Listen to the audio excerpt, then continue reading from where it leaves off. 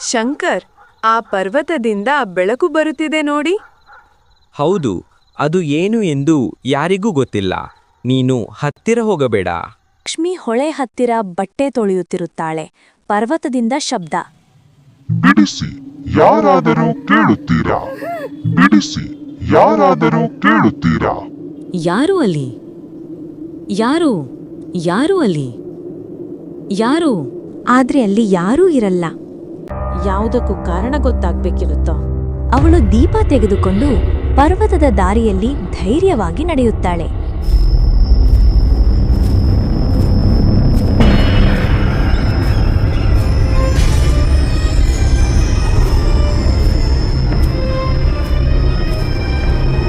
ಬಾಗಿಲು ಸ್ವತಃ ತೆರೆಯುತ್ತದೆ.